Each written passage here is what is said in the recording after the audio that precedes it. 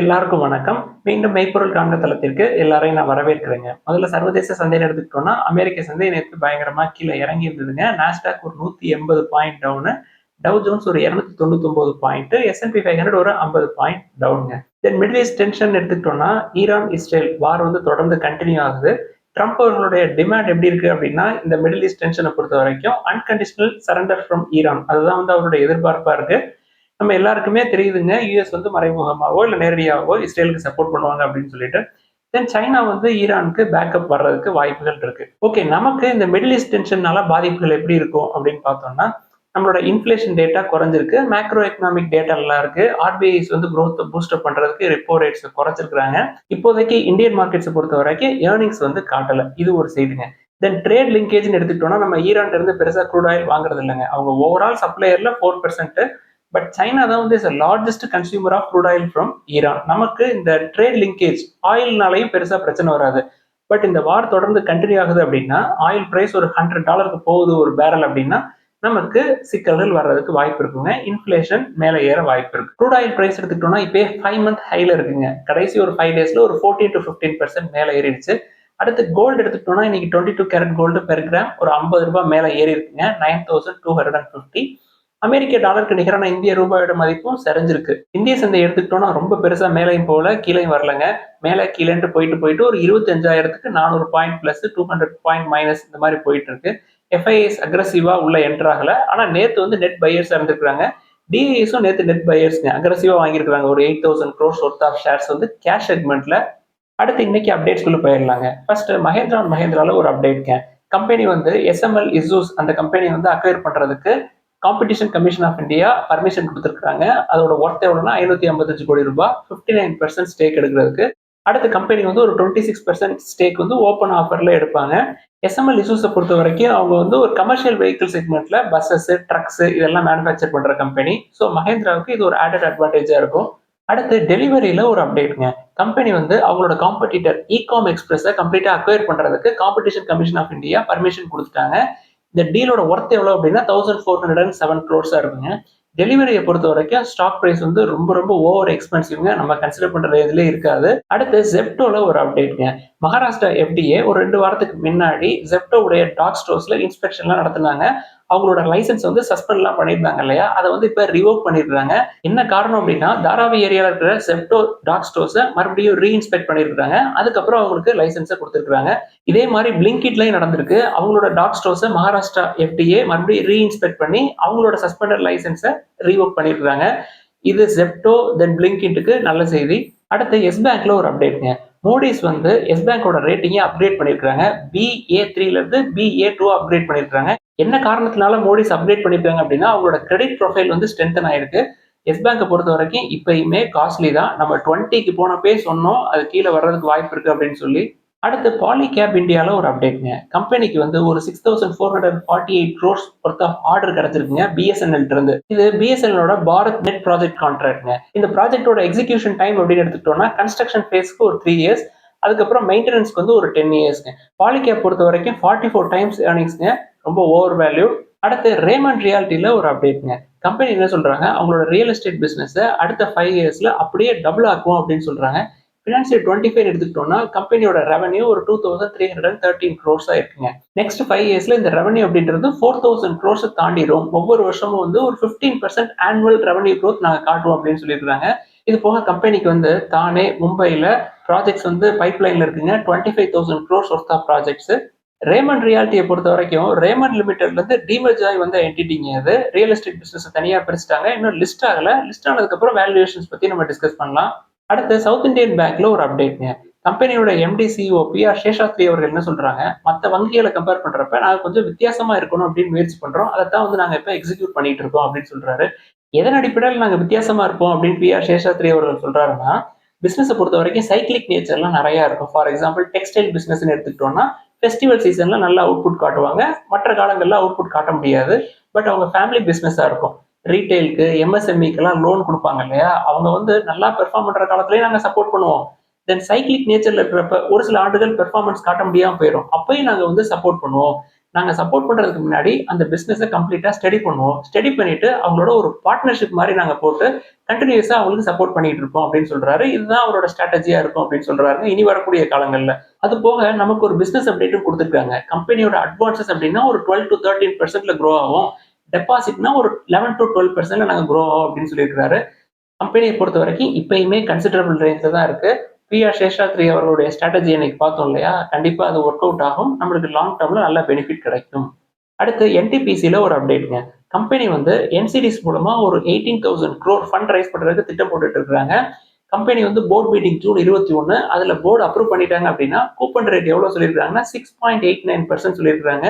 எதுக்கு இந்த fund raise அப்படின்னா கேபெக்ஸ் எடுக்கிறதுக்கு, தென் ரீஃபினான்ஸ் பண்றதுக்கு, தென் அவங்களோட கார்பரேட் பர்பஸ்க்காக அப்படின்னு சொல்றாங்க. இதுல நம்ம தெரிஞ்சுக்க வேண்டியது என்ன அப்படின்னா என்டிபிசிக்கு கூப்பன் ரேட்டை பாருங்க 6.89% தாங்க. எஃப்டி அளவுக்கு தான் இருக்கு அப்படின்றத நம்ம புரிஞ்சுக்கணும் அப்படின்றதுக்காக தாங்க இதை சொல்றோம். அடுத்து டிவிஎஸ் மோட்டார் கம்பெனியில் ஒரு அப்டேட்ங்க. TVS motors Indonesian electric two wheeler மார்க்கெட்டுக்குள்ள என்டர் ஆகிறாங்க. ஐக்யூபை வச்சுக்கிட்டு புக்கிங் வந்து ஸ்டார்ட் பண்றாங்க. விலை வந்து 1.6 lakhs இருக்குங்க. இந்தோனேஷியா பொறுத்த வரைக்கும் கவர்மெண்டோட சப்போர்ட் அப்படின்றது சூப்பரா இருந்திருக்குங்க. Two wheeler segment electric two வீலர்ஸ்க்கு என்ன காரணம் அப்படின்னா லாஸ்ட் 3 yearsல காம்பவுண்ட் ஆனுவல் growth ரேட் எடுத்துக்கிட்டோம்னா 101% இருக்குங்க இந்த எலக்ட்ரிக் டூ வீலர் செக்மெண்ட்ல. அடுத்து ஹிந்துஸ்தான் ஜிங்க்ல ஒரு அப்டேட்ங்க. ஹிந்துஸ்தான் ஜிங்கோட ப்ரொமோட்டர் யார் அப்படின்னா வேதாந்தா குரூப் தான். கம்பெனிக்கு வந்து ஒரு 63.4% ஸ்டேக் இருக்கு. இந்த 63.4ல ஒரு 1.6% ஸ்டேக்கை விற்கலாமா அப்படின்னு சொல்லி வேதாந்தா முயற்சி பண்ணிட்டு இருக்காங்க. ஒர்த் வந்து $350 million. 1.6% அப்படின்றது 6.67 crore ஷேர்ஸ்ங்க. ஒரு ஷேர் வந்து $452.20 அப்படின்ற மேனிக்கு விற்கிற மாதிரி செய்திகள் வந்திருக்கு. அது போக ஹிந்துஸ்தான் ஜிங்கோட போர்டு வந்து ஒரு 12,000 crore கேபெக்ஸ்க்கு அப்ரூவ் பண்ணிருக்காங்க. இந்த கேபெக்ஸ் எதுக்கு அப்படின்னா எக்ஸ்பான்ஷனுக்காக தாங்க. முக்கியமா இன்டகிரேட்டட் ரீஃபைன்டு மெட்டல் கெப்பாசிட்டியை எக்ஸ்பேண்ட் பண்றதுக்கு போர்டு வந்து அப்ரூவ் பண்ணிருக்காங்க. அடுத்து இண்டஸ்இண்ட் பேங்க்ல ஒரு அப்டேட்ங்க. நொமோரா வந்து கம்பெனியை அப்கிரேட் பண்ணிருக்காங்க. அவங்களோட டார்கெட்ஸ் வந்து கூட்டிருக்காங்க. பிரைஸ் டு புக் ஒன்னை விட கொஞ்சம் கம்மியாக தான் இருக்கு. இங்க இருந்து ஒரு 30% அப்சைடு வந்து பாக்குறோம் அப்படின்னு சொல்லி அப்கிரேட் பண்ணிருக்காங்க. நம்ம என்ன காரணம் அப்படின்றதாங்க புரிஞ்சுக்கணும். கம்பெனியோடைய ப்ரொமோட்டர்ஸ் தென் கேபிட்டல் இன்ஃபியூஸ் பண்ணும் அப்படின்னு ஸ்ட்ராங்கா சொன்னாங்க. தென் கம்பெனியோடைய ஸ்ட்ராட்டஜி இவ்வளவு சிக்கல்களுக்கு அப்புறம் ஃபினான்ஷியல் இயர் 26 நம்ம ஒரு கிளீன் ஸ்லேட் மாதிரி ஸ்டார்ட் பண்ணுவோம். எல்லாத்தையுமே ஃபினான்ஷியல் இயர் 25 முடிச்சுட்டு ஃப்ரெஷ்ஷா ஸ்டார்ட் பண்றாங்க இல்லையா, கம்பெனி வந்து நல்ல ப்ராஃபிட்டபிலிட்டி காட்ட முடியும் அப்படின்னு சொல்லி நம்மூரா ஃபீல் பண்றாங்க. அதனால அப்கிரேட் பண்ணிருக்காங்க. ஸோ இன்னைக்கு காலையில் இண்டஸ்இண்ட் பேங்க் ஒரு 5% மேலே ஏறி இருந்துச்சு. அப்படியே ஒரே அடியா மேலே போயிடாதுங்க. சான்ஸை மிஸ் பண்ணிட்டோம்னு நினைக்க வேணாம். சான்ஸ் மறுபடியும் கிடைக்கும். அடுத்து இன்னைக்கு கேள்விகளுக்குள்ள போயிடலாங்க. ஃபர்ஸ்ட் ஒரு நண்பர் வந்து நீங்க வேல்யூவேஷன்ஸ்லாம் பார்த்து கரெக்டா தானே கன்சிடர் பண்றீங்க, அப்புறம் ஏன் இவ்வளவு தூரம் உங்க போர்ட்ஃபோலியோ நெகட்டிவா இருக்கு அப்படின்னு சொல்லி கேட்கறாருங்க. நம்ம ஞாயிற்றுக்கிழமை டிஸ்கஸ் பண்ணது என்ன அப்படின்னா நான் கன்சிடர் பண்ற ஸ்டாக்ஸ் வந்து ஆல் டைம் ஹைல இருந்து எவ்வளவு தூரம் கீழே இறங்கி வந்திருக்கு அப்படின்னு புரிஞ்சுக்கிறதுக்காக அதை சொன்னேங்க. என்னோட போர்ட்ஃபோலியோல நான் வாங்கினதெல்லாம் ஆல் டைம் ஹைல வாங்கல. நான் லோயர் வேல்யூவேஷன்ஸ்ல தான் எப்பொழுதும் போல கன்சிடர் பண்ணியிருக்கேன். அடுத்து நேஷனல் பென்ஷன் ஸ்கீமை நம்ம கன்சிடர் பண்ணலாமா அப்படின்னு சொல்லி கேட்கறாங்க. தாராளமா கன்சிடர் பண்ணலாங்க. பட் எந்த ஏஜ்ல கன்சிடர் பண்றோம் அப்படின்றதான் முக்கியம். யங்கர் ஏஜஸ்லயே ஸ்டார்ட் பண்ணா உங்களுக்கு நல்ல அட்வான்டேஜ்ங்க. ஒரு 50, 55, 45ல எல்லாம் ஸ்டார்ட் பண்றதை விட ஒரு 25ல இருந்து 35க்குள்ளேயே ஸ்டார்ட் பண்ணி ரொம்ப ஸ்மாலர் வேல்யூஸா உள்ள போட்டோம் அப்படின்னா உங்களுக்கு லாங் டர்ம்ல நல்ல பெனிஃபிட் இருக்கும். அடுத்த ஒரு நண்பர் வந்து ஈசா ஸ்மால் பினான்ஸ் பேங்கை கோல்டு லோனுக்காக கன்சிடர் பண்ணலாமா அப்படின்னு சொல்லி கேட்கிறாருங்க. என்னை பொறுத்த வரைக்கும் அவங்க வந்து மைக்ரோ பினான்ஸ் இண்டஸ்ட்ரியில ரொம்ப ஸ்ட்ராங்கான பிளேயருங்க. கோல்டு லோனுக்காக நம்ம உள்ள போறது எனக்கு சரியா படல. South Indian bank, Tamil Nadu mercantile bank நல்ல ஆப்ஷனா இருக்கும் அப்படின்னு நான் நினைக்கிறேன். அடுத்த ஒரு நண்பர் வந்து டாடா மோட்டார்ஸ் பத்தி கேட்டிருக்காங்க. நான் வந்து 620ல என்ட்ரானேன். இப்ப 700ல இருந்து திருப்பி கீழே வருது. இப்ப நான் வந்து வச்சுக்கிறதா இல்ல கொடுத்துறதா அப்படின்னு சொல்லி கேட்கிறாருங்க. நான் எப்பொழுதுமே ஹோல்டுன்னு தான் சொல்லுவேன். கீழே வந்தா அதை எனக்கு அட்வான்டேஜ் அப்படின்னு தான் பார்ப்பேன். நான் யாரையுமே இந்த பிரைஸ்ல வித்துருங்க, இந்த பிரைஸ்ல கொடுத்துருங்க அப்படின்னு சொல்றதே கிடையாது. நம்மளை பொறுத்த வரைக்கும் 10 to 15 இயர்ஸ் ஹோல்ட் பண்றதுக்காண்டி தான் எந்த ஸ்டாக்கையும் கன்சிடர் பண்ணுவோம். அது 550 வந்தாலும் நான் கன்சிடர் பண்ணிக்கிட்டே தான் இருப்பேன். ஹோல்டு தான் பண்ணுவேன். செல் அப்படின்ற டிசிஷனை நீங்க தான் எடுக்கணும். அடுத்து பாண்ட் இன்வெஸ்ட்மெண்ட் பத்தி கேட்டிருந்தாங்க. பாண்ட் இன்வெஸ்ட்மெண்ட்ஸை பொறுத்த வரைக்கும் நான் அப்ஸ்டாக்ஸை மட்டும்தாங்க ஃபாலோ பண்றேன். வேற எதையுமே நான் பாக்குறதே இல்லை. பட் என்ன அதுல டிஸ்அட்வான்டேஜ் அப்படின்றத சொல்லிடுறேன். நான் முத்தூட் மைக்ரோஃபின் அப்ளை பண்ணேன், ஒரு 25 லாட்ஸ் அப்ளை பண்ணேன் அப்படின்னா அதுல 1-2 தான் நம்மளுக்கு கிடைக்குது. பட் அதை நம்ம இன்க்ரீஸ் பண்றதுக்கு வாய்ப்புகள் இருக்குங்க. ட்ரேட் ஆகுது பாண்டு, அப்ப நம்ம ஹையர் குவான்டிட்டிஸ் வாங்கி அக்யூமுலேட் பண்ணிக்கலாம். விற்கிறதுக்கு வாய்ப்பு இருக்கா அப்படின்னு சொல்லி கேட்டிருக்காங்க. நல்ல பாண்டு நம்ம கன்சிடர் பண்ணியிருந்தோம் அப்படின்னா கண்டிப்பா பொட்டன்ஷியல் பையர்ஸ் இருப்பாங்க. நம்ம வந்து விற்கிறதுக்கும் சான்சஸ் கிடைக்கிறதுங்க. இப்போ வந்து நான் முத்தூட் மைக்ரோஃபினை விற்கணும் அப்படின்னு நினைச்சேன்னா பையர்ஸ் இருக்கிறாங்க. நான் விற்கிறதுனா விற்கலாம். பட் என்னை பொறுத்த வரைக்கும் எல்லாத்தையும் நான் பொதுவாக கேட்கக்கூடிய கேள்வி என்ன அப்படின்னா அது பாண்டா இருந்தாலும் சரி ஸ்டாக்கா இருந்தாலும் சரிங்க. இன்னும் வாங்கவே இல்ல.